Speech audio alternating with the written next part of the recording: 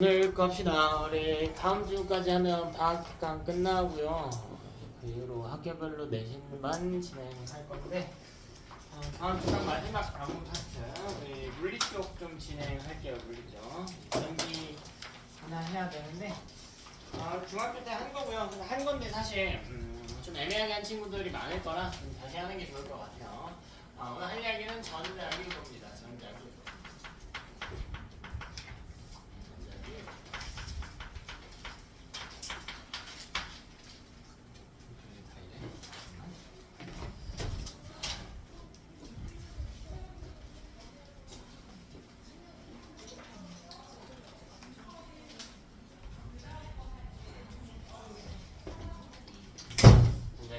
자, 먼저 한번 봅시다. 간단하게 이야기하면 전기 에너지를 생산하는 방식이에요. 그래서 우리 후반부에 이 에너지들에 대해서 다룰 건데 그 중에 우리가 가장 유용하게 쓸 수 있는 에너지가 전기 에너지거든요. 그래서 오늘 할 이야기는 그렇다면 그 전기 에너지를 어떻게 만들어낼 것인가 이 이야기 하나 하면 됩니다. 자, 중3 때 배웠는데요. 그럼 잘 모르고 있는 친구들이 많아. 그럼 배웠는데 오늘 배울 텐데도요. 학교 수업이나 어디서 수업 한번 했더라도 잘 모르고 있는 친구들이 많아. 왜냐면 이 전자기도는 내용이 정의에 다 들어가 있거든요. 정의에 전자기도가 뭔가 이 정의를 잘 몰라서 그래. 자, 통째로 외울 거예요. 통째로 좀 길어요. 자, 코일이 있고요. 이 코일 주변에 자기장이 변화할 때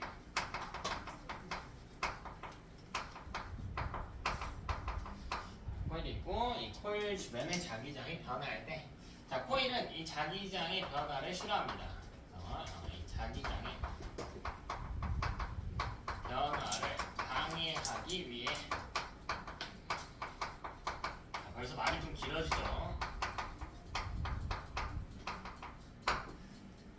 자, 뭐 아직 잘 모르겠는데 어쨌든 뭐 자기장이 변한대요. 근데 그 변화를 싫어한대. 그래서 변화를 방해하려고 한대요. 자, 그래서 이 변화를 방해하기 위해서 뭐 하냐면 코일이 새로운 자기장을 생성합니다.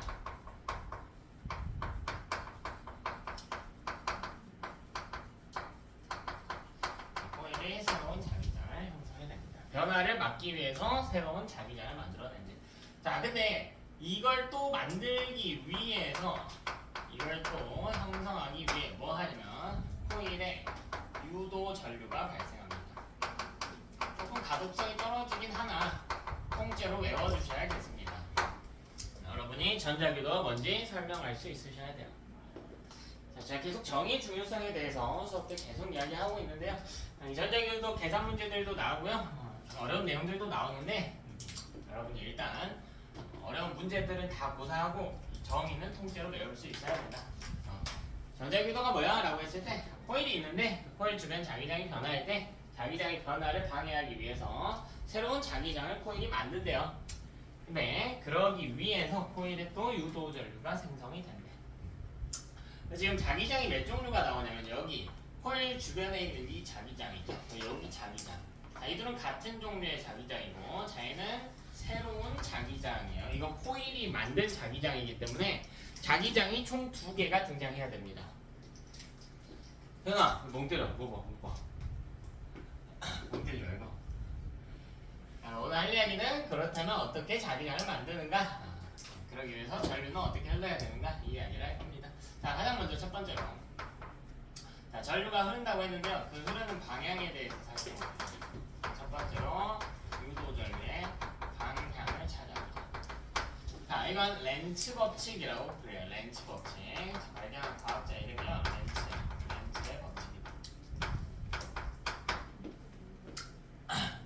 자, 우리 다양한 상황을 좀 이야기할 겁니다. 자, 첫 번째 상황 한번 살펴볼게요. 자, 일단 코일 주변에 자기장이 있어야 됩니다. 여러분, 자기장 기본적으로 자석이 만드는 자석의 자극에 의해서, 자극은 자석이 양쪽 끝에 극을 이야기해요. 자, 이 자석 주변에 이제 자기력이 작용하는 공간이 있는데 이 공간을 자기장이라고 불러. 자석은 이 자기장을 계속해서 만들어내게 되는데요. 이 자기장을 어떻게 만드는가 다시 한번 복습해보자. 우리 중학교 때 했어요. 자석은 자기장을 만드는데 자기장이 어느 극에서 나온다고 했어? N극에서 나와서 어디로 들어간대요? S극으로 들어간대. 근데 얘는 태곡선의 형태이기 때문에 내부에서는 S에서 N 쪽으로 이동해야 된다라고 우리가 배우고 있습니다. 됐죠? 자, 그럼 자석의 자기장 한번 표시해 보자고요. 자, 자석의 자기장 N에서 나와서요 아래로 향해서 다시 S 쪽으로 이렇게 들어가요. 자, 이게 자석의 자기장. 자, 그리고 이 밑에 제가 코일을 하나 놓을 건데 코일은 도선인데요. 그냥 놓으면 여러분이 헷갈릴 수가 있어서 이걸 좀 말아 놓을게. 여기 가운데 철심을 놓을게.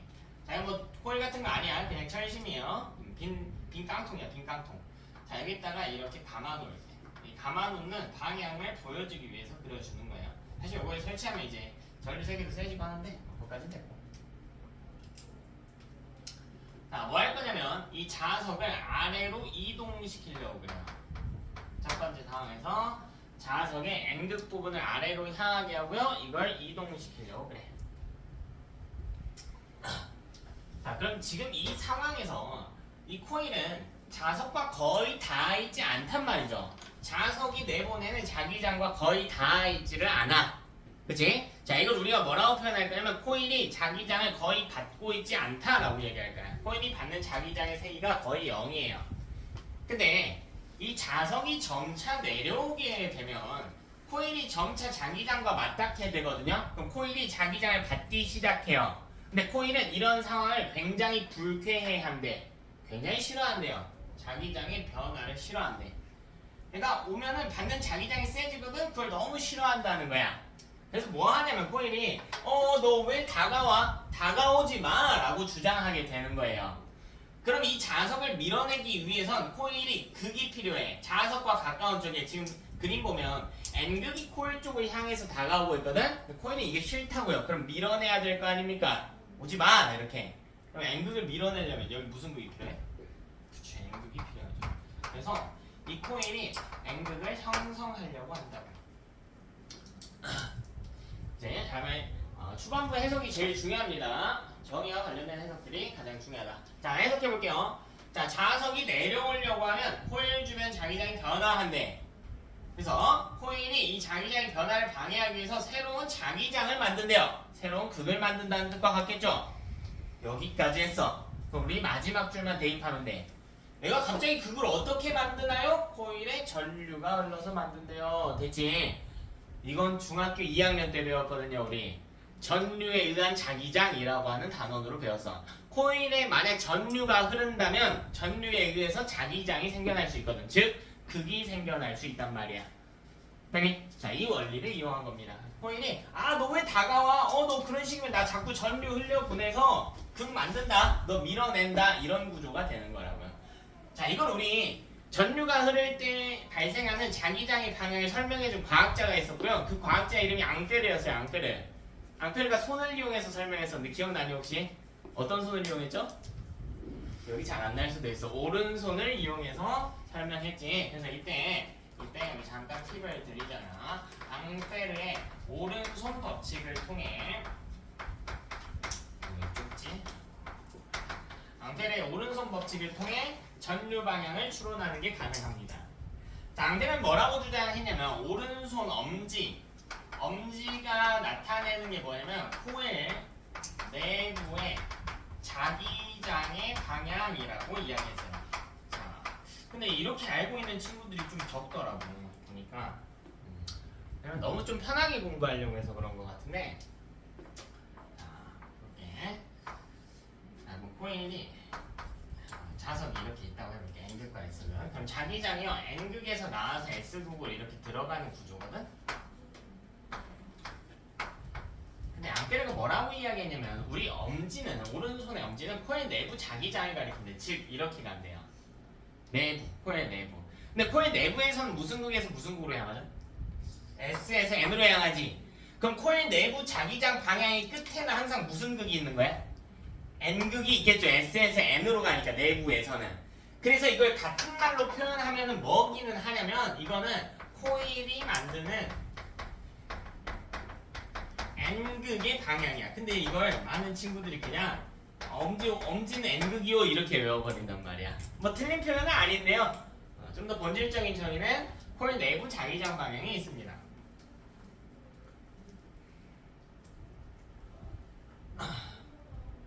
자, 그다음 오른손에 내 손가락이 감기는 방향.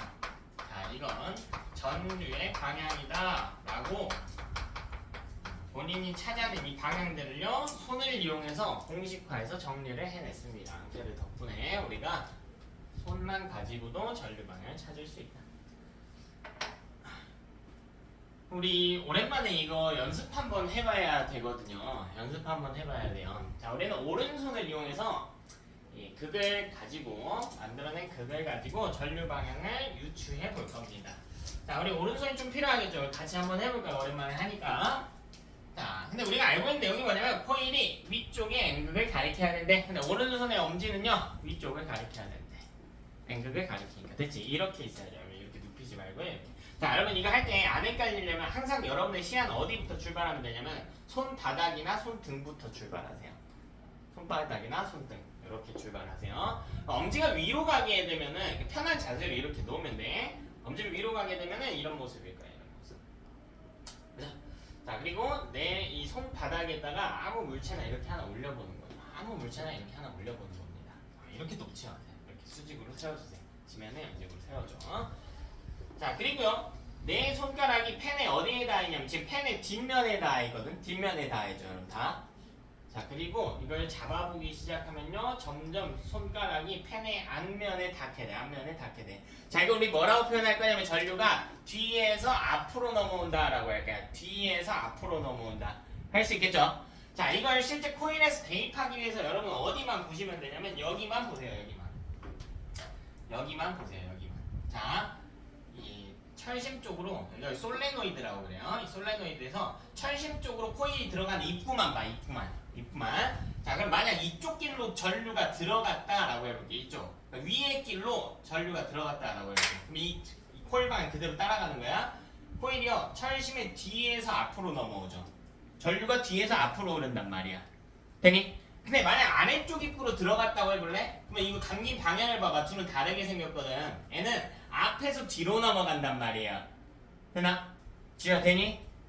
자, 이 중에서 우리 손바닥에서 찾은, 손가락에서 찾은 방향과 일치하는 걸 찾은 거야. 우리는 엄지를 위로 감았을 때 뒤에서 앞으로 감겼어야 됐단 말이야. 그러기 위해선 위쪽 입구로 들어갔어야 됐다고. 여기가 아니고요 이쪽으로 들어갔어요. 전류는 I로 나타내죠. 여기 뒤에서부터 연장해보면 여기서 올라와서 위쪽 입구로 들어가서 뒤에서 앞으로 넘어오는 꼴이 형성이 돼야겠다.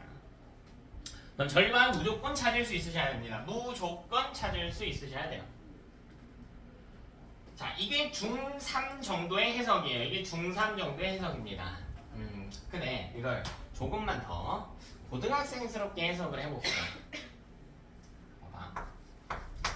N극 부분이 이렇게 있었죠. 그리고 자세히 보면 자기가요 아래쪽으로 향하는 자기장을 만들었단 말이야. 그러니까 지금 다가온 상황이라고 해볼게. 자, 이미요 코일 입장에서는 코일의 몸을 자석의 자기장에 관통하고 있어. 근데 이거 어느 방향으로 관통하고 있어요? 아래쪽으로 향하는 자기장이 관통하고 있지. 자, 이거 이해하면 뒷부분 내용도 수월하게 할 수 있어. 잘 봐봐. 이 자석이 원래 위에 있었다고. 그러니까 이 자기장이 원래는 안 닿았다고요. 근데 시간이 지나니까 아래로 향하는 자기장이 코일의 몸을 뚫고 있는 거야. 근데 코일은 원래 상태가 좋단 말이에요. 원래 이 자석이 멀리 있었을 때 자기장을 받고 있지 않던 상태가 좋다고. 그럼 코일 입장에선 이 자기장이 굉장히 불편할 거예요. 이걸 없애버리고 싶을 거야. 그럼 어떻게 하면 되냐면 봐봐. 여러분 물리에서 이 아래쪽은 아래쪽과 위쪽을 볼까요? 자, 방향이 반대면 어떻게 표시했죠? 물리에서 방향이 반대는 플러스와 마이너스 표시했지. 그럼 봐봐. 지금 코일이 받는 이 자기장이 마이너스 9라고 해봅시다. 마이너스 3. 근데 난 이게 싫다고. 왜? 원래 없었으니까. 그럼 이걸 없애기 위해서는 얼마만큼이 필요할까? 플러스 4. 그럼 플러스라고 하면 위쪽 방향의 자기장을 만든다는 거 아니야? 그러니까 이 자기장은 코일이 만든 자기장이 아니고 자석이 만든 자기장이고요. 코일 입장에서는 새로운 위로 향하는 자기장을 만들어서 이걸 없애버리고 싶다라는 거예요. 되니? 그러니까 이것도 마찬가지야. 그림 보면 여기 N극이잖아. 코일이 만든 자기장은 N에서 이렇게 올라온단 말이야. 그래서 이렇게 돌 거란 말이야. 이 반대쪽은 당연히 S겠죠. 이렇게 되겠지. 그럼 봐라. n은 아래로 향한 자기장이고 n은 위로 향한 자기장이잖아. 서로 어떻게 될 수가 있어? 상쇄될 수가 있다고요. 됐어? 그래서 이걸 표현을 뭐라고 할 거냐면 코일 내부에 자기장이 0이 될 것이다 라고 표현할 거예요. 코일 내부의 자기장을 0으로 만들려고 하는 겁니다. 코일 내부의 자기장을 0으로 만들려고 한다. 왜? 원래 0이었으니까. 여러분 착각하면 안 돼. 내가 분명 착각하면 안 된다고 하면서 이 파트에 제일 많이 틀리는 이유의 절반 이상이 뭐냐면 정확하게 해석하지 않아서 그래. 근데도 또 이따 하면 틀릴 거야. 준영아, 코일은 자기장을 좋아해요? 싫어해요? 싫어하지 않는다고. 뭘 싫어한다고? 뭘 싫어해요? 자기장에 뭘 싫어해? 변화를 싫어한다고요. 자기장을 싫어하지 않아. 변화를 싫어한다고. 이건 아예 다른 표현인 거야. 그래서 코일 입장에서는 자기 주변에 자기장이 있는 건 싫은 게 아니야. 근데 이 자기장이 더 세지거나 약해지는 게 싫다고요. 이걸 알아야 된다고. 이 두 글자의 해석 때문에 아예 달라진다고요. 답이 됐어? 자, 그럼 얘가 내부 자기장을 0을 유지하려는 이유가 뭐냐면 원래 0이었거든. 원래 없었잖아요. 자석이 멀리 있었잖아. 그러니까 0을 유지하려고 한다는 게 모든 상황에서 0을 유지하려는 게 아니에요. 코일은 이런 경우도 있을 거 아니야. 애초에 자석이 있었는데 코일하고 가깝게 애초에 있었대 얘는. 그럼 이렇게 자기장이 통과할 거 아니야. 만약 이 세기가 마이너스 1000이라고 해볼까요? 그럼 코일은 얼마가 좋아요? 자기장? 마이너스 1000이 좋다고. 원래 봤던 만큼이 좋다고요. 변화를 싫어한다가 핵심인 거야. 변화를 싫어한다. 이때는 얼마를 유지하려고 해? 마이너스 1000을 유지하려고 하는 거야. 그랬더니 무조건 0을 유지하려고 하는 성질이 아닙니다. 자, 상황 좀 더 보면서 아직은 좀 아리까리할 수가 있어요. 상황 조금 더 보면서 또 연습을 해봅시다. 자, 이번에도 마찬가지 N극, S극 이렇게 놓고요. 자, 이 자석을 위쪽으로 이동시켜보자. 이번엔 자석을 위쪽으로 이동을 시켜보자. 자, 마찬가지로 솔레노이드 만들어 볼게요. 이렇게 만들어 볼게요. 자기야, 코일 자기장 좋아한다고 싫어한다고? 안 싫어하죠. 그럼 좋아하나요? 그것도 아니야. 좋아하지도 않고 싫어하지도 않아. 뭘 싫어해? 그렇지. 그렇다면 이번에 자석이 도망가잖아. 이거 좋아해요? 싫어해요? 싫어하겠지. 싫어하겠죠. 왜? 자석이 도망가면 코일이 받는 자기장의 세기가 어떻게 될 테니까? 약해질 테니까. 싫다 이거야. 그럼 이번엔 코일이 자석을 어떻게 하려고 해? 자기 쪽으로 당기려고 하겠지. 그러니까 이 위쪽에 무슨 극을 만들어야 돼? S를 형성해야지. 그럼 N은 어디야? 반대죠. 자극은 항상 두 개로 나뉘게 되거든. 한쪽이 S극을 띄게 되면 한쪽은 N극을 띄게 돼요. 이걸 이해하는 거야. 이걸 이해. 자, 그럼 이때 전류가 흘러주면 된단 말이지. 지금 우리 해석을 여기 세 번째 줄까지 한 거야. 마지막 줄. 그렇다면 N극을 아래쪽에 만들기 위해서 전류가 어떻게 흘러야 되는가? 이건 오른손으로 찾는데 엄지 어디로 가래요? 엄지 어디로 가래? 아래로 가래. 왼손 든 사람 바보. 엄지 아래로 가래. 됐지? 그럼 여러분 시야가 지금 손바닥을 보니 손등을 보니? 손등을 봐야죠. 자, 이 상태로 손 펴보는 거야. 자, 그리고 손바닥이 아무거나 이렇게 놔봐요. 그럼 여러분의 손바닥이 지금 어디 닿아 있냐면 펜의 앞면에 닿아 있지. 펜의 앞면에 닿아 있지. 이렇게 눕히지 말고. 펜의 앞면에 닿아 있죠? 그리고 잡아볼까요? 뒤로 넘어가게 되죠. 이건 앞에서 뒤로 넘어가는 거예요. 이 방향과 똑같이 찾으라고요. 똑같이. 그럼 전류를 찾았을 때 이 아래쪽 입구로 들어가게 된다면 앞에서 뒤로 넘어가는 꼴이고 이 위쪽 입구로 들어가면요. 이거 그림 그대로 따라가봐. 코일이 철심에 뒤에서 앞으로 넘어오는 그림 아니야? 그치? 그러니까 이게 아니고 이 아랫길로 가야 된다고. 아래쪽 입구로 들어가야 된다. 왜? 우리 오른손 엄지 아래로 하고 잡아보면 앞에서 뒤로 넘어가는 모델이어야 되니까. 이해되죠? 어렵지 않지? 어렵지 않아요. 자, 세 번째 상황 볼게. 세 번째 상황 볼게. 나만 덥니? 쌤 이렇게 넣어요. 자, 이번 극을 뒤집을게. 어렵지 않아. 자, 그리고 이 자석을 아래로 이동시킨다 라고 할게. 자석을 아래로 이동시킨다. 이때 마찬가지. 솔레노이드 하나 설치합시다.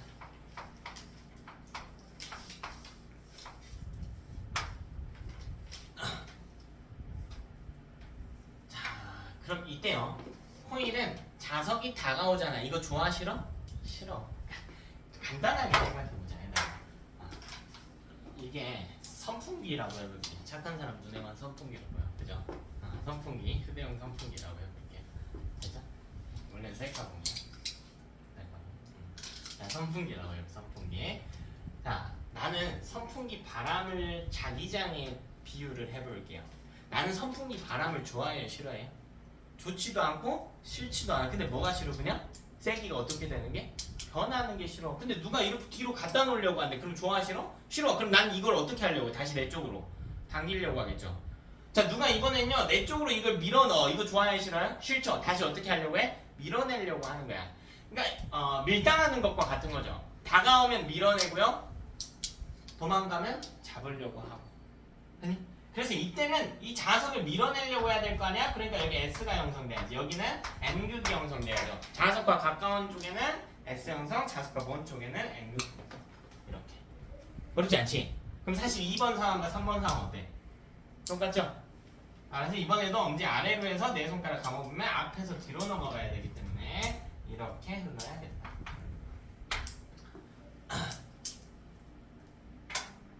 이제 기본 해석인데요. 이걸 얼마나 잘하느냐가 뒷파트를 얼마나 잘할 수 있냐랑 연관이 되니까 꼼꼼하게 보세요. 자, 네 번째. 이번엔 그럼 보이죠? 아래쪽에 S는 놓고 이거 위로 올려보겠대요. 위로 올려.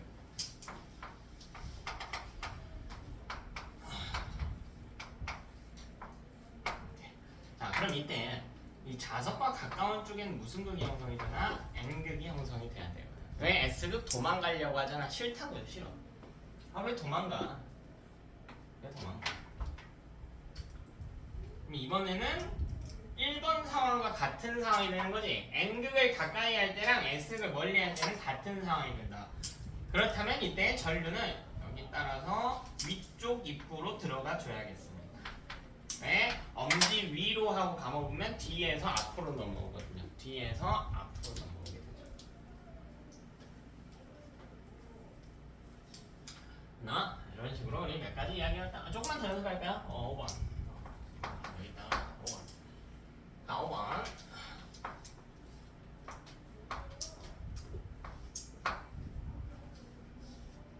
자, 이번엔 뭐 할 거냐면 N랑 똑같이 할게요. S, N 노트는 이 자석 위로 이동시켜.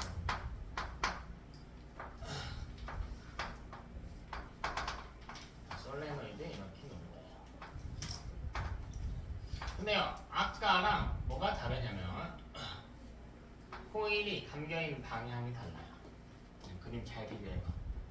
뭐야, 잘못 그렸네. 봐봐. 아닌가? 아니네.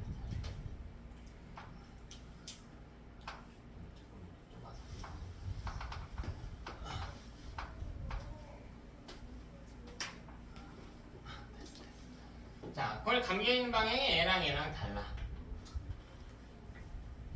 자, 그럼 이때는 애가 도망가니까 어쨌든 붙잡기 위해서 자석과 가까운 쪽에 N극을 형성하려고 할 거야. 그죠? 그지? 자, 그럼 엄지가 마찬가지로 위로 향해야겠죠. 자, 그 상태로 내 손가락 감아보면 뒤에서 앞으로 넘어온다는 같은 특징이거든요. 근데 이번에는 코일이 감긴 방향이 다르기 때문에 뒤에서 앞으로 넘어오려면 아래쪽 입구로 전류가 들어와야 돼. 그래야 뒤에서 앞으로 넘어올 거야. 얘랑 얘랑 전류 방향은 다르죠. 만들어낸 극의 방향은 같지만 왜? 코일이 감긴 방향이 반대거든요. 됐어?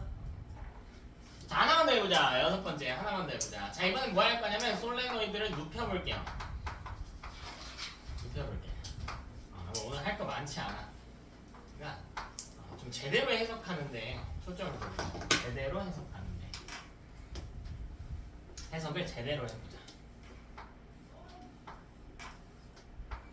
자, 이번에는 자석 놓을게요. 자, 여기 N극, 여기 S극 이렇게 할게. 성민아, 이 자석 가까워지니 멀어지니 앞으로 네가 정해. 어떻게 할까?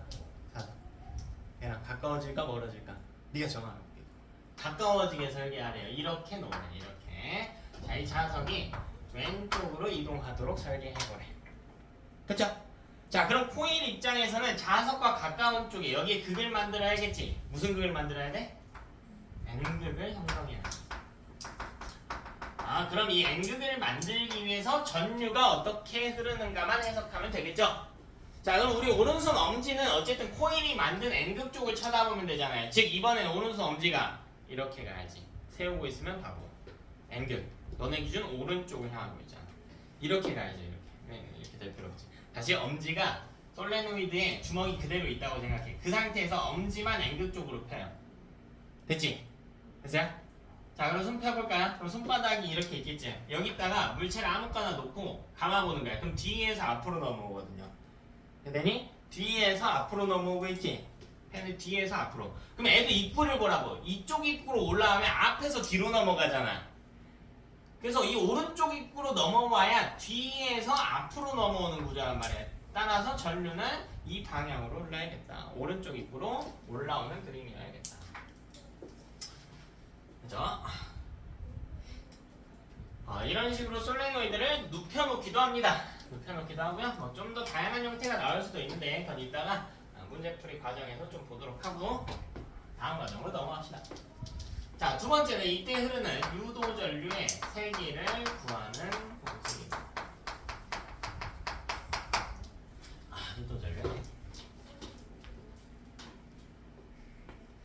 이건 이제 패러데이 법칙이라고 하는데 이 패러데이 법칙 정확히는 유도 기전력이라고 해서 전압을 구하는 공식인데요. 전압과 전류는 비례하니까 전류 세기도 똑같이 생각하시면 됩니다. 자, 그럼 이건 언제 흐르는가를 생각해 보는 거야. 자, 유도 전류. 전류는 우리가 I라고 쓰죠. I. 이게 왜 흐르는지 논리적으로 생각해 보는 겁니다. 대체 이 코일에 전류가 왜 흘렀는가? 전류가 흐르면 뭐가 생겼죠? 자기장이 생겼지. 근데 그 자기장을 왜 만들었어? 왜 만들었어? 코일이 자기장 왜 만들었어요? 그 왜 만들었어? 변화를 어떻게 하려고? 방해하려고. 그죠? 막으려고. 주변 자기장의 변화를 어떻게 하려고? 막으려고 흘렀단 말이야. 그럼 간단하죠? 전류가 흐르는 이유는 주변 자기장이 변했기 때문이란 말이야. 그럼 주변 자기장의 변화가 크면 클수록 전류 세기도 어때? 커지겠죠. 됐나? 그래서 첫 번째로요. 아주 중요한 개념입니다.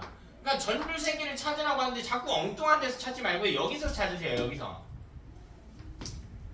자, 유도 전류 세기는요.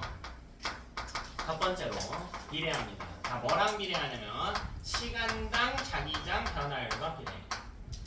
자기장 변화율.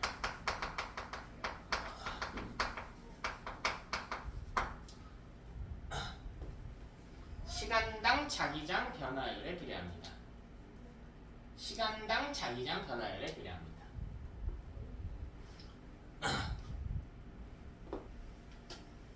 시간당 자기장 변화율에 비례. 한 글자도 놓치지 마요. 정의는 양보하면 안 돼. 한 글자도 놓치지 마세요. 그러니까 이것도 못 외워놓고 계산이 어려워야 하고 있으면 머리 아픈 거예요. 아무 의미 없는 행동하고 있는 거예요. 자, 그럼 비율을 해봅시다. 비율을. 자, 첫 번째 A 상황을 한번 살펴볼게요. A 상황. 자, 0초일 때 자기장이 세기가 한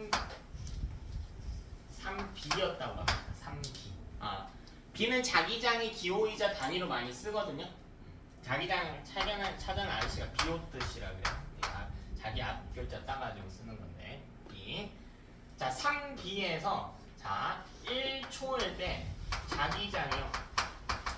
1초가 됐을 때 자기장 세기가 변할 때 그러니까 A라고 하는 코일이 갖는 자기장의 세기를 보여주는 거야. 자기장 세기가요 7B가 됐다라고 할까? 7B.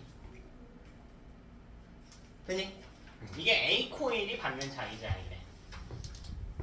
자, 그럼 이때 볼게. 자, B 입장에서는 0초일 때 받는 자기장의 세기가요 4B였네요. 4B.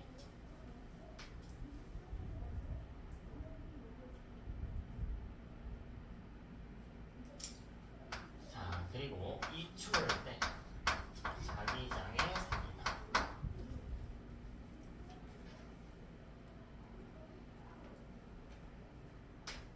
이거 2B로 할게. 2B. 너는 계산이 이게 하나. 2B로 할게.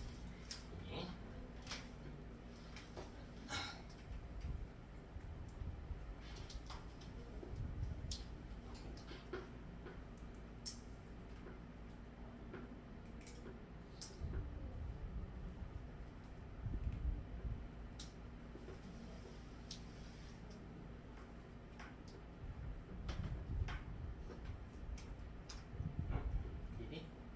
상관없는데.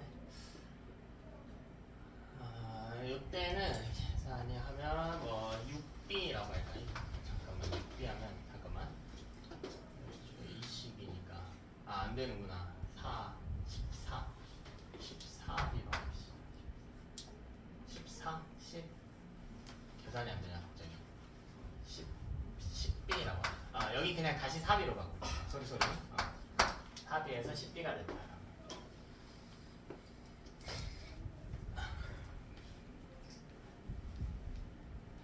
그럼 이때 비교해 볼 거야. 자, 첫 번째 봐봐. 자기장의 세기는 0초일 때든 몇 초일 때든 누가 더 세죠? 지금 자기장 세기는 누가 더 많이 받고 있어? A랑 B 중에 누가 더 많이 받고 있나? B가 A보다 많이 받고 있어. 뭐 두 시점 모두 상관없이요. 그죠? 자, 다시 이때 자기장 변화율을 해석해 볼게요. 자기장 변화율. 자, 변화율은 우리 전에 할 때도 했죠. 나중 빼기 처음이에요. 나중 빼기 처음입니다. 그럼 A 입장에서는 변화율이 얼마죠? 4B죠. 자, B 입장에서는요? 변화율이 얼마야? 6B지. 지금 누가 더 커요? 변화율이? B가 더 크지. 그죠? B가 더 큽니다. 근데 봐봐. 시간당 자기장 변화율. 자, 시간당은 그냥 1초당 이렇게 생각하면 돼요. 1초당 자기장 변화율을 따져보자. 자, 이걸 따져보자. 자, A는 얼마입니까? A는 1초당 자기장 변화율 얼마예요? 4B죠. 근데 B는요? B는 얼마야? 2초 동안 6B 변한 거니까 1초마다는 3B만큼 변한 거지. 그럼 1초당 자기장 변화율은 누가 커요? A가 크지. A가 크죠. 그럼 여기서 찾을 수가 있다고. 유도 전류의 세기는 A가 B보다 크구나. 이렇게 결론을 내는 거라고요. 그러니까 한 글자도 빠지면 안 되죠. 이거 이상하게 해석한 애들이 많단 말이야. 자꾸 자기장에 집착하는 친구가 있고, 자기장은 안 중요해. 지금 이 내용만 봐도 그렇잖아. 이 예시만 봐도. 자기장은 B가 더 세죠. 자기장 B가 더 세잖아. 그렇다고 전류가 더 많이 흐르는 게 아니라니까. 자, 그리고 시간당도 지 멋대로 날려놓는 애들이 많아. 날리면 안 되지. 시간당 자기장 변화율은 지금 B가 더 크단 말이야. 그냥 자기장 변화는 B가 더 커. 근데 시간당 자기장 변화는 A가 더 크잖아. 오로지 이것만이 전류의 세계를 결정한다고. 놓치면 안 되는 정보야. 자, 계산으로 하면 이런 느낌이고요. 자, 시간당 자기장 변화율이라고 하는 걸 실제 상황에서는 어떻게 만들어내는 거냐면 자, 이렇게 만드는 거야. 강한 자석을 빠르게 움직일수록이라는 표현과도 같습니다. 이런 상황과 같아. 강한 자석을 빠르게 움직일수록 시간당 자기장 변화를 커진다. 여러분이 이 코일 주변에서, 이 솔레노이드 주변에서 자석을 왔다 갔다 한다고 생각해보세요. 그럼 코일이 자기장 변화를 많이 겪게 하려면 기왕이면 약한 자석보다는 센 자석을 쓰는 게 좋겠죠. 자기장이 센 자석. 자석 종류마다 달라 그거. 그리고 기왕이면 천천히 움직이는 것보다는 빨리 움직여줘야 얘가 같은 시간당 자기장 변화를 더 많이 받게 되겠지. 자, 두 번째 유도 전류의 세기는 비례합니다. 두 번째로 유도 전류 세기는 또 비례해요. 자, 뭐랑 비례하냐면 단위 면적당 코일 가문수.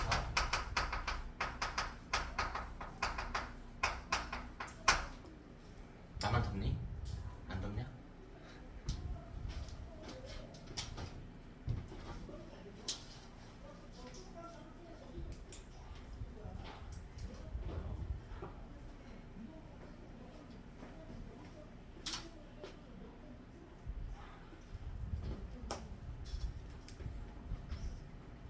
뭐? 바뀌었다고? 바뀌었어. 좋지. 근데 왜 이렇게 안 거야?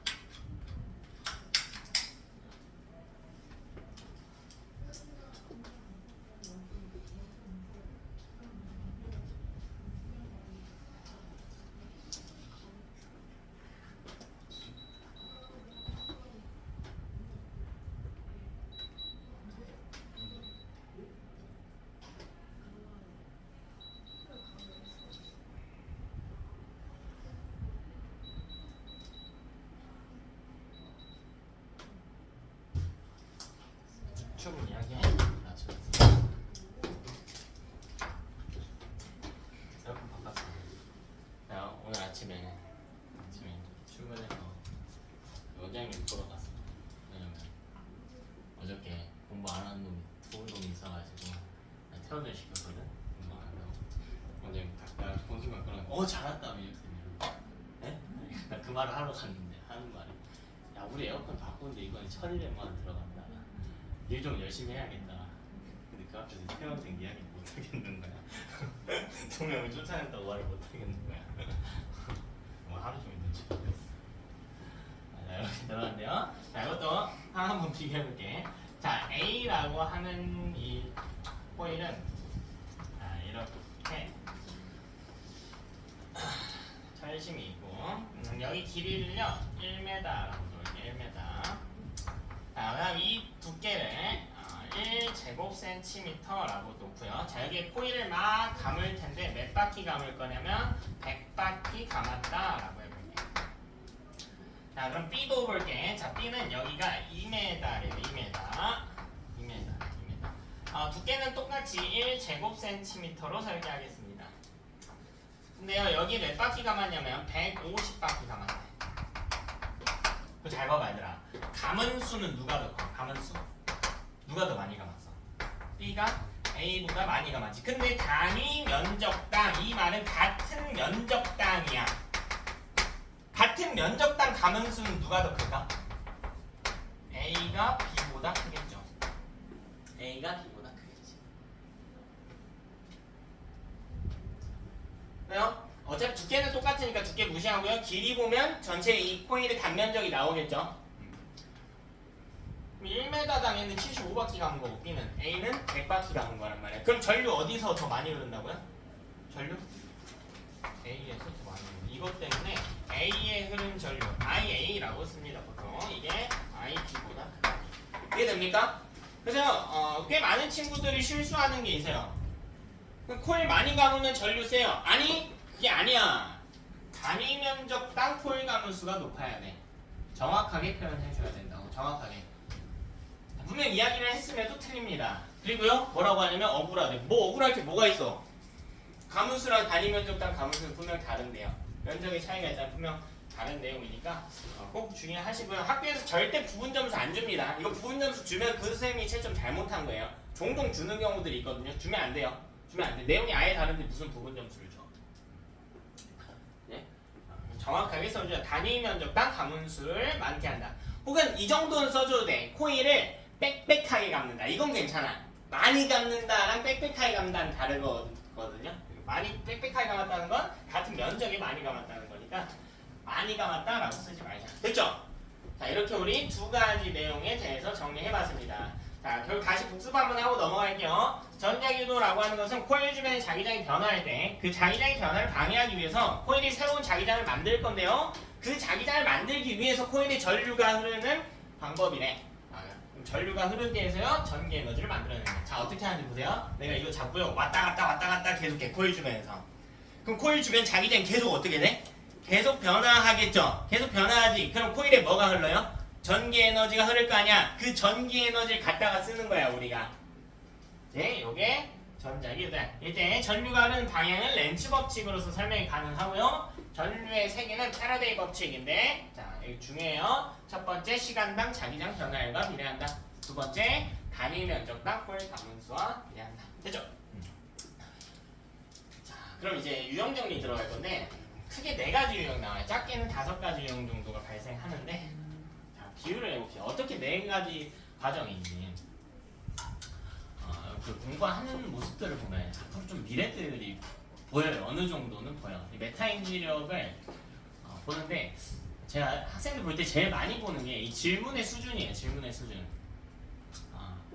단순히 답만 찾는 학생들이 있고 이 파트의 의도가 무엇인지, 출제자의 의도가 무엇인지를 찾아보려고 하는 학생들이 있어. 그러니까 여기서 메타인지력이 떨어진 애들은 그렇게 한다.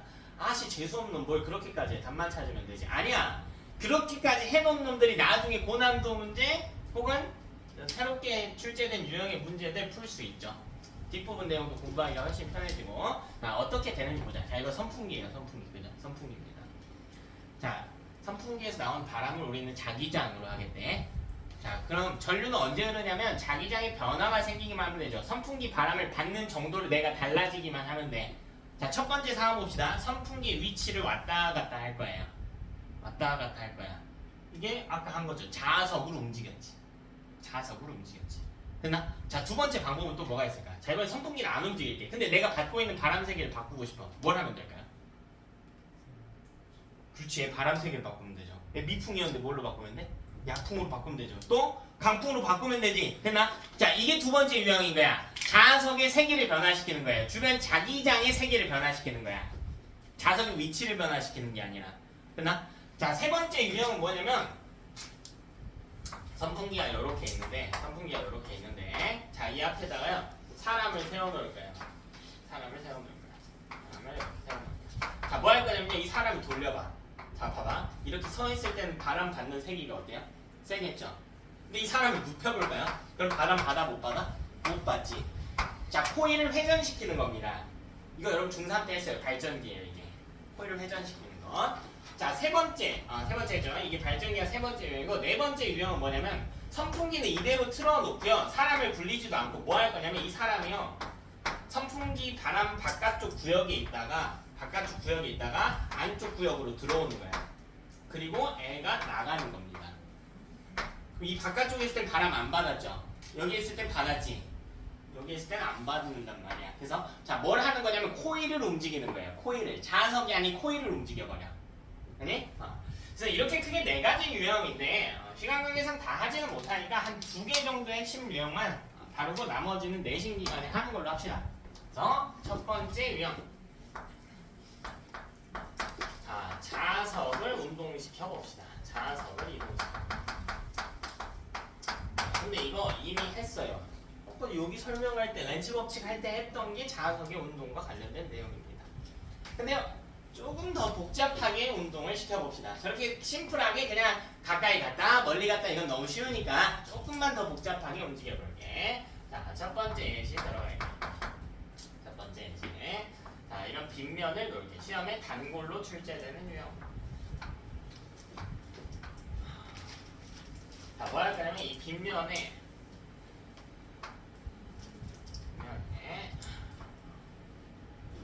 자석을 놓을게. N과 S.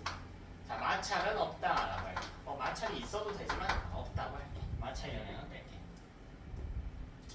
자, 이 처음 높이는 H라고 하겠습니다. H. 자, 그럼 뭐 할까요? 가운데 솔레노이드를 놓을게. 자, N은 속이 텅 비어 있어. 자, 이렇게 솔레노이드를 놓을게. 감긴 방향 잘 주의하시고. 왼쪽에서 앞에서 뒤로 넘어오는 거예요. 왼쪽에서 앞에서.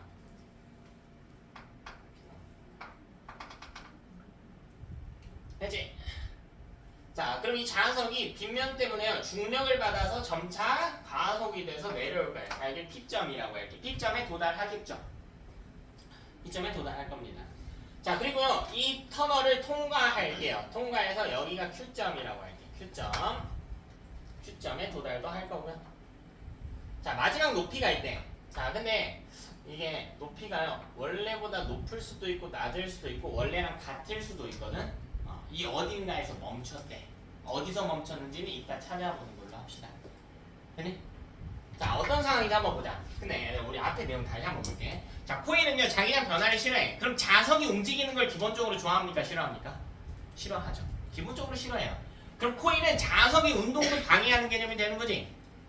봐봐. 미끄럼틀 타고 자석이 이렇게 내려온대. 근데 중간에 코일이 있지. 그러니까 코일이 뭐라 그래? 자석한테. 너 오지 마! 라고 할 거야. 막아내려고 할 거야. 근데 자석의 속도가 충분히 붙어가지고요, 이 운동량을 다 제거하지 못해서 애가 진행해버렸대.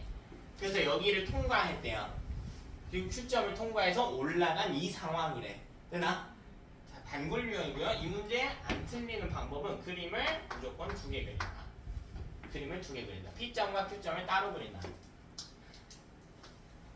자, 왜냐면 자석의 위치가요, P점에 있을 때는 코일보다 왼쪽에 있고요, Q점에 있을 때는 자석이 코일보다 오른쪽에 있거든. 그러니까 코일을 이 기준점으로 놨을 때 기준점으로부터의 자석의 위치가 다르기 때문이야. 방향이 다르기 때문인데, 그렇기 때문에 나타난 일들이 있으니까 그림을 꼭 다시 그리래요. 자, P점에서는 이렇게 있는 거야. 자, 그립을 내가 오른쪽으로 이동하고 있겠죠. 솔레노이드를 향해서.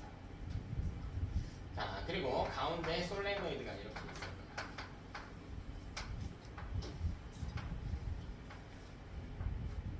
이렇게 있습니다. 자, 어렵지 않아요. 어렵지 않아. 자, 이때 이 솔레노이드는 자석이 다가오는 걸 싫어하지. 그럼 어떻게 하려고 해, 자석을? 밀어내려고 하죠. 그쵸? 그럼 여기에 무슨 글을 만들어야 돼? 자석과 가까운 쪽에 N극을 형성해 주셔야지. 여기에 N극을 형성해 주셔야겠어. N극을 형성해 주셔야겠다. 왜? 자석을 어떻게 하려고? 당기려고 밀려고? 밀려오니까 어디로 밀어요, 자석을? 왼쪽으로 밀어? 오른쪽으로 밀어? 자석을? 코일이 자석한테 힘을 줄 거야. 어느 방향으로 줄까? 왼쪽으로 줄까? 오른쪽으로 줄까? 왼쪽으로 오지마! 이렇게 주겠지. 왼쪽으로 오지마. 그래서 왼쪽으로 힘을 가할 거야. 이 힘을 우리가 청력이라고 그래. 청력이라고 부릅니다. 그치? 자, 두 번째 Q점에 대한 해석을 해봅시다. Q점에 대한 해석. 자, Q점에서의 그림은 또 따로 그려준다. 자, 이번엔 코일이 이렇게 있을 때, 자, 이미 자석은요 코일을 통과해서 가고 있어. 오른쪽으로 이렇게 이동을 하고 있어. 그럼 자석은 이거 싫어, 너 가만히 좀 있어, 이걸 요구한단 말이야. 그럼 이번엔 자석과 가까운 쪽에 여기 무슨 글을 만들어야 돼? 여기에 N극을 만들어야지. 그러니까 아까랑 벌써 그림이 다르죠. P점은 코일의 왼쪽에 N극을 만들었으나 Q점을 재야 되는 코일의 오른쪽에 N극을 만들었단 말이야. 그러니까 그림 두 개 그려야죠. P에선 코일의 왼쪽, Q에선 코일의 오른쪽에 N극을 만들었어. 그래서요, 이 도망가는 자석을 가지마 하고 붙잡으려고 할 거야. 그럼 당기는 힘은 뭐라 그래요? 인력이라고 하지. 코일이 자석에게 인력을 가할 거예요. 어느 방향으로? 어느 방향으로? 왼쪽으로 가하겠지. 가지마 하고 이렇게 잡아당긴다. 이렇게 잡아당긴다. 됐어? 가지마. 제발 가만히 좀 있어. 너 움직이면 자기장 변화하잖아. 그치? 자, 이 문제는요, 나오는 문제들이 정해져 있어요. 자, 첫 번째 자석의 속력. P점과 Q점 중 어디서 빠르냐에 대한 이야기입니다. 자석의 속력. 자석의 속력. 하연아, P를 지날 때와 Q를 지날 때 중 자석은 어디서 더 빠를까요? 어디서 더 빠를까? 어디서 더 빠를까? 지우야, 어디서 더 빠를까? P에서 더 빠를까요? 왜 P에서 빠르죠? 계속 내려오면서 네. 속도가 더 빨라지니까. 네, 중력 때문에 빗면 구간에서 빨라지는 게 맞습니다. 네. 근데 어차피 여기서 받은 가속은 P에서랑 Q에서는 차이가 없는데 왜 근데 P에서 빠릅니까? 준영 어때? 생각이 나니? 그럼 어때? 어디서 빨라? P? 왜 P죠?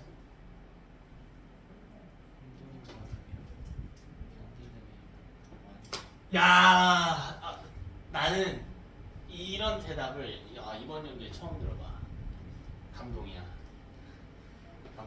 자, 제가 여러분 어디서 더 빠르냐고 물어봤죠. 속력이 어디서 더 빠르냐고 물어봤지. 그럼 여러분 사고회로는 어디로 가야 돼? 어디로 가야 되니? 대체 무엇이 속력에 영향을 주는지부터 따져야 되는 거야. 여러분, 속력이 증가하기 위한 조건이요, 딱 하나 있어요. 딱 하나 있어. 물체의 속력이 증가하기 위한 조건이 딱 하나 있어. 뭐가 있을까? 뭐라고? 힘에 물체의 속력이 이전보다 증가하기 위한 조건이 딱 하나 있다고요. 뭐가 있니? 운동 방향과 뭐가?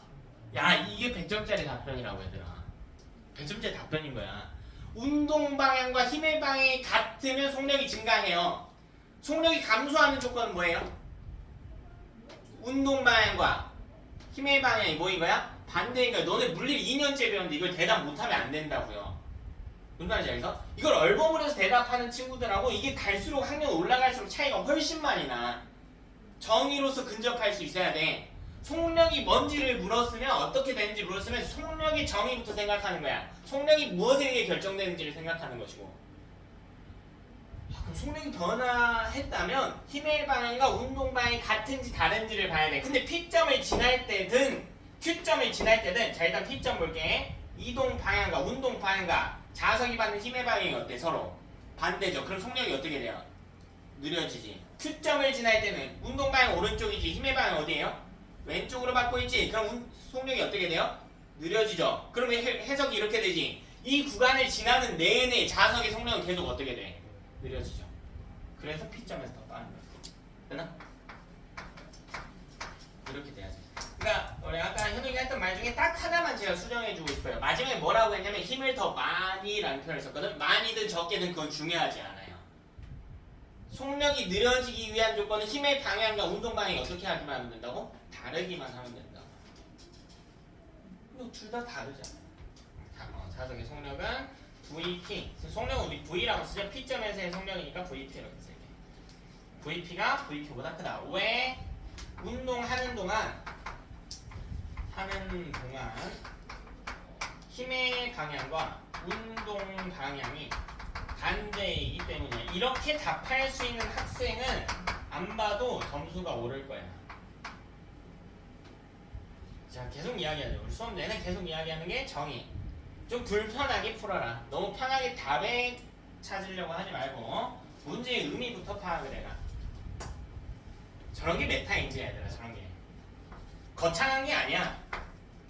정의를 얼마나 잘 따지는가. 얼마나 머릿속에 상상의 나래로 문제를 풀지 않고 과학적 정의를 이용해서 풀려고 하는가. 이게 과학에서의 메타인지야.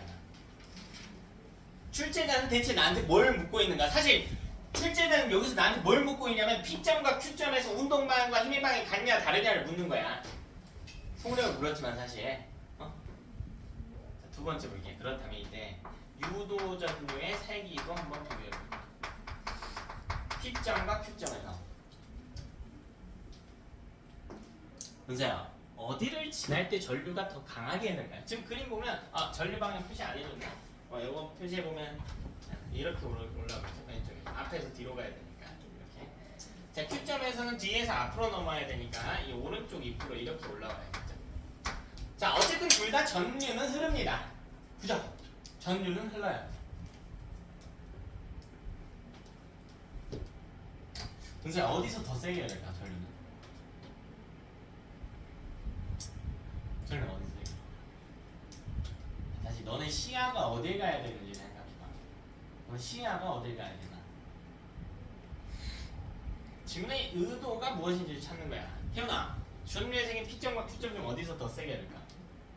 P점. 왜 P점이니? P점 전류의 세기는 그 자기장의 변화율이랑 놓치지 말고. 시간당 자기장의 변화율이랑 비례하는데 시간당 자기장 변화율은? 강한 자석을 빠르게 움직이는. 그렇지. 빠르게 움직인다라고 하는 건 속력이 어떻다는 겁니까? 큰 거니까. 그래서 이렇게 시야가 가야 된다고요. 유도전류 세기를 물었으면 이 그림을 보고 있을 게 아니고 유도전류 세기가 대체 무엇에 의해 결정될까를 다시 생각해 봐야죠. 그래서 저걸 외웠어야겠지. 따라서 이때는 IP가 전류 I라고 쓰죠. P점에서의 전류가 Q점에서의 전류보다 더 크다. 자, 왜? 속력이 P점에서 더 빠르기 때문이다. 자석의 세기는 바뀐 게 아니고요. 이거 왔다 갔다 하는데 자석을 바꾸는 건 아니니까.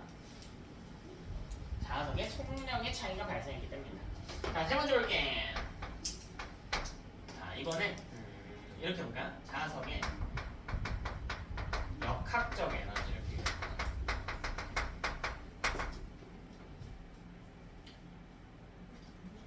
준이야, 비교할 수 있겠니? 역학적 에너지 어렵지 않아.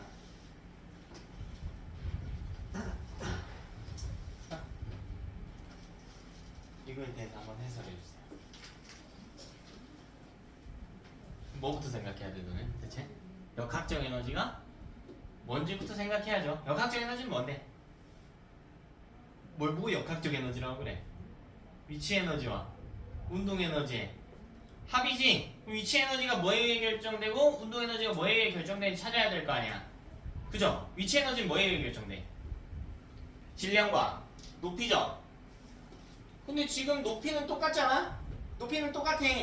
근데 질량도 어때요? 자석의 질량도 똑같지? 그럼 위치 에너지는 어떤 거야?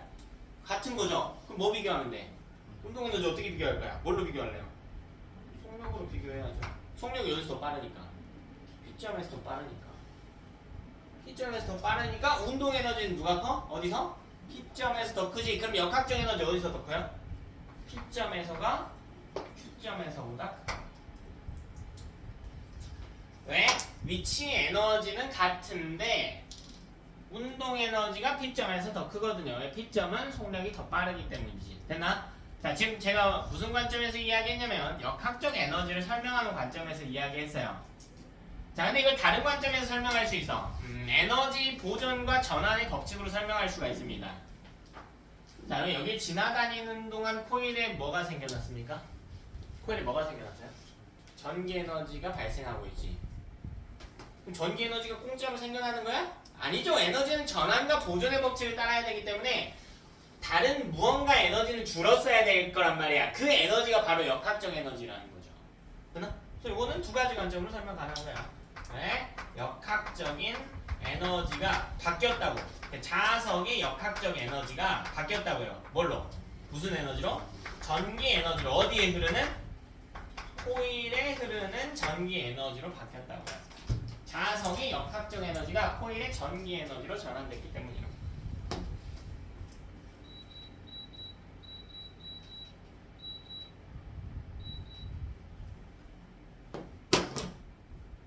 되냐? 이렇게 접근을 해준다. 자, 네 번째. 자, 도달 지점의 높이. 자, 이건 H'이라고 할게요. H'. 그냥 대문자 H라고 할게요. 대문자 H. 자, 이 중에 하나라고 합시다. 자, 처음에 높이랑 비교해서 답해볼까요? 그럼 처음 높이보다 어떻게 될까? 처음 높이보다 낮아지겠죠. 낮아질 거야. 여기일 거야. 여기가 라지 H가 되는요. 자, 이거 뭐 여러 가지 관점에서 설명할 수 있는데 가장 좋은 건 역학적 에너지 관점으로 설명해주면 될 겁니다. 왜? 높이를 결정하는 건 위치 에너지거든요. 위치 에너지. 위치 에너지. 우리 역학적 에너지 구해놨으니까 써먹으면 되겠죠. 자, 그럼 해석을 한번 해보자. 네, 가장 높은 지점의 공통적인 특징이 있어. 멈춘 지점이야. 멈춘 지점. 멈춘 지점. 여기서 출발할 거고요. 여기 도착해서 멈출 거야. 멈췄다라고 하는 건 속력이 얼마인 지점이야? 그럼 운동 에너지가 얼마인 지점이니? 0인 지점이죠. 자, 다시 역학적 에너지는 운동 에너지와 위치 에너지의 합이야. 근데 운동 에너지가 0이라면 역학적 에너지와 위치 에너지가 어떻게 돼? 서로 같아지겠죠. 아니, 어려운 이야기가 아니고 이런 이야기라니까. 운동 에너지가 0이야. 근데 위치 에너지가 100이야. 그럼 역학적 에너지는 얼마니? 100이겠죠. 그럼 이 둘이 같아진다고요. 운동 에너지가 0이라면. 됐어? 자, 근데 아까 P점과 Q점을 비교했을 때 역학적 에너지 어디가 높았어요? P점이 높았지? 그럼 처음 지점과 마지막 지점을 비교해보더라도 역학적 에너지는 누가 높아? 처음 지점이 높겠죠? 근데 가장 도착한 지점이든 처음 지점이든 역학적 에너지는 위치 에너지와 같다고 했잖아. 역학적 에너지가 크다는 건 위치 에너지가 크다는 거겠죠? 처음 지점이요. 그럼 높이가 높다는 뜻이 된다고. 위치 에너지는 높이에 의해 결정이 되는 값이니까. 그나? 중간에서 전기 에너지를 만들어내느라고 얘가 에너지 소모를 한 거야. 그래서 역학적 에너지가 떨어져서 처음보다는 낮은 지점에 도달하게 된다. 됐죠? 그래서 이렇게 5가지 유형의 문제가 보통 딸릴 겁니다. 자, 두 번째 자석의 운동 두 번째 봅시다. 아, 여기 하나만 더 할게요. 중요한 게 하나 빠졌네. 자, 중요한 거 하나 빠졌다. 이게 제일 많이 나오는 건데. 자석이 갖는 힘의 방향. 자석이 받는 힘의 방향. P점과 Q점에서 자석이 받는 힘의 방향. P점과 Q점에서 자석은 코일로부터 힘을 어느 방향으로 받는가? 지우야 비교해봤니? P점과 Q점에서 자석이 받는 힘의 방향 어떨까? 서로 같을까요? 반대일까요? 같을까? 반대일까? 그림 보세요. 힘을 받는 방향 같아요? 반대예요?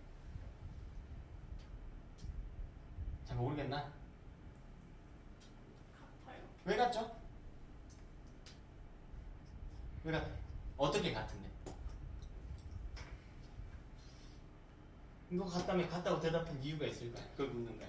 어떻게 같은데?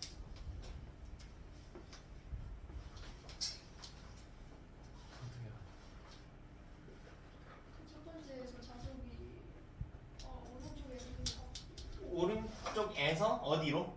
오른쪽에서 왼쪽으로. 왼쪽으로 힘을 받네요. 또? 두 번째 Q점에서는 두 번째에서는 이제 또 왼쪽으로 힘을 받고. 그렇지. 그러니까 둘 다 어디야? 다 왼쪽. 다 왼쪽이죠. 동일하지. 둘 다 왼쪽이지. 자, 이걸 헷갈려하는 친구들이 있어요. 왜 헷갈려하냐면 P점에서 자석이 받는 힘은요, 우리가 청력이라고 썼고요. Q점에서 받는 힘은 인력이라고 썼거든. 청력과 인력을 반대라고 생각하기 때문이야. 방향의 정의를 잘 모르기 때문이야. 여러분, 청력과 인력은 힘의 종류인 것 뿐이고요. 방향은 동서남북 상하 좌우 위 아래 따위를 이야기하는 거야. 되니? 둘 다 왼쪽으로 갔단 말이야. 근데 청력과 인력은 반대 방향 아닌가? 밀고 당기는 건 반대잖아요. 아니죠. 기준점이 동일할 때는 반대지. 근데 기준점이 반대잖아. 물건 하나를 놓고 내가 뒤에서 앞으로 밀게. 누군가 뒤에 앞에서 뒤로 당겨줄게. 앞에서 당겨줄게. 난 뒤에서 앞으로 밀고. 그럼 둘 다 작용하는 힘의 방향이 어떤 거야? 같은 거죠. 같은 겁니다. 청력과 인력은 방향이 아니에요. 본인 나름 편한 대로 해석하시면 안 돼. 자, 두 번째 형 하나만 보고 싶시다. 자, 뭐 할 거냐면 이거는 자석을요 자유낙하 운동식일 거야. N극 S. 자, 그리고 가운데 코일을 놓을게요. 그냥 코일을 한 바퀴 감아놓은 코일만 이렇게 놓을게요. 그냥 이렇게 놓으면 여러분 헷갈리니까요. 앞쪽을 조금 더 진하게 칠해줄게. 이렇게. 뒤쪽은 좀 연하게. 여기가 볼록한 거예요. 앞쪽으로 볼록한 겁니다. 되지? 자, 이 자석이요 중력을 받아 낙하한다라고 해봅시다. 중력을 받아서 낙하할 겁니다.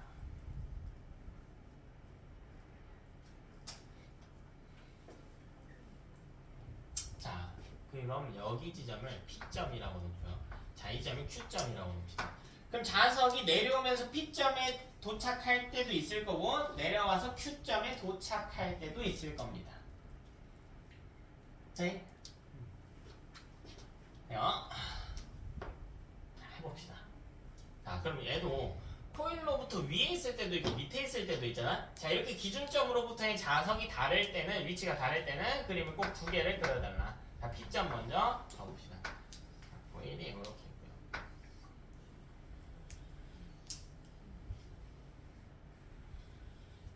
이렇게 있고요.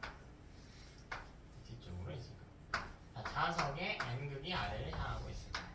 자, 얘가 내려오잖아. 그럼 코일은 본인 기준 자석과 가까운 이 위쪽에 무슨 극을 만들어야 돼? 무슨 극을? N극을 형성해야 되거든요. 그럼 엄지가 어디로 갑니까? 코일에 위로 가야죠. 자, 코일에다가 항상 손 놓고 손에서 N극 쪽으로 엄지만 뻗어주면 돼. 그죠? 이렇게 펴보면 이렇게 돼 있겠죠.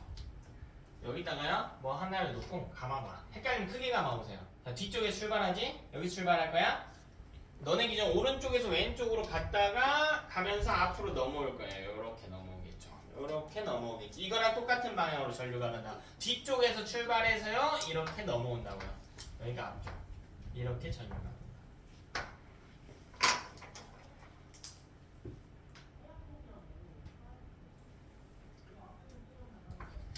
자, 그럼 Q점에서 한번 볼게요. Q점에서. 자, Q점은 코일이 마찬가지예요. 똑같이 이렇게.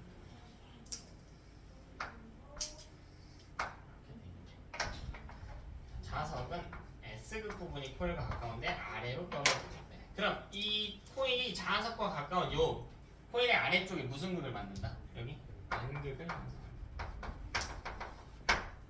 엄지가 아래로 향해야겠다. 엄지가 아래로 향해서 내 손가락을 감아줘야겠다. 그럼 앞쪽에서 출발해서요 이렇게 가겠지.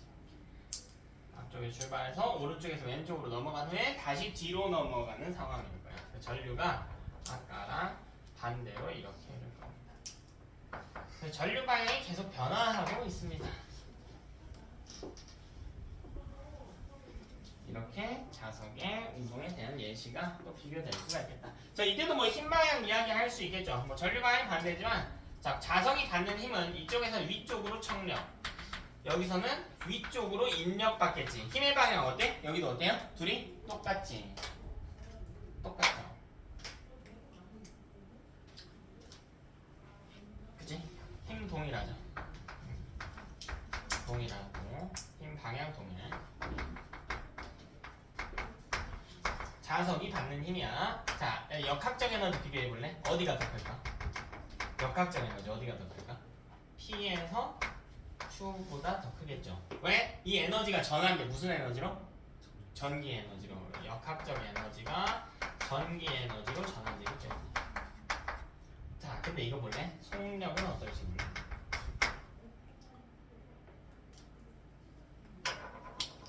속력은 어떻게 되는지 한번 봅시다.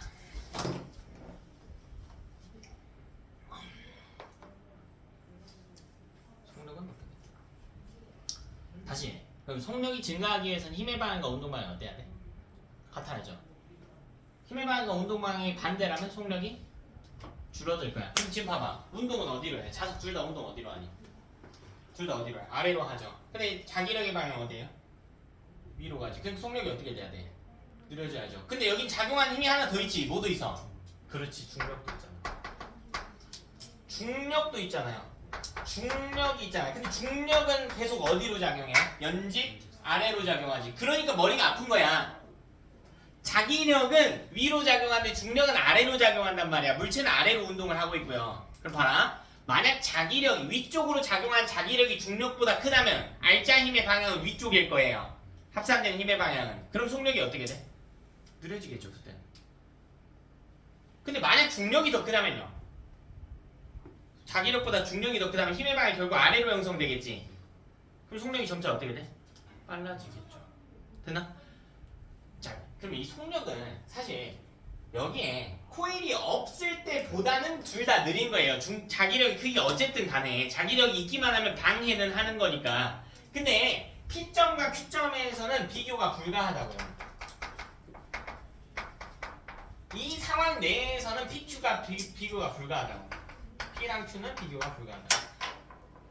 그래서 보통 N은 속력 비교를 어떻게 하냐면 둘 다 그냥 이 정도로 나와. 코일이 없을 때보다는 빠르다. P점과 Q점의 비교는 불가하지만 코일이 없을 때보다는 빠르다. 왜? 결국 코일은 자석의 운동을 방해하거든. 근데 연직 낙하 운동에서는 중력은 또 돕기 때문에 그 영향을 비교할 수가 없다고요. 그래서 문제마다 뭐 중력이 더 크다라고 하면 빠른 것이고, 중력이 크기 위한 조건이 뭐가 있니? 물체 질량이 큰 거죠. 그럼 질량이 큰 자석을 쓰는 것은 아래로 떨어진 속력을 빠르게 하겠다라는 이야기죠. 자기력이 크기 위한 조건은 뭘까 이때는? 자석을 센 놈으로 바꾸면 돼. 자기장의 세기가 센 자석을 가져오면은 가다가요 오히려 느려져서 중간에서 멈출 수도 있어. 질량 상황 생각해봐. 그러니까 상대적으로 질량에 비해 자기장이 센 놈을 던지면 던질수록 더 천천히 느려지게 되는 거야. 천천히. 네? 이렇게 우리가 해석이 가능합니다. 네, 조금 더 봐야겠지만 결국 완전히 멈출 수는 없어요. 거기까지는 이제 비교할 수가 없다 정도만 하고요. 10분 쉬었다가 26분 되면 시작할게요.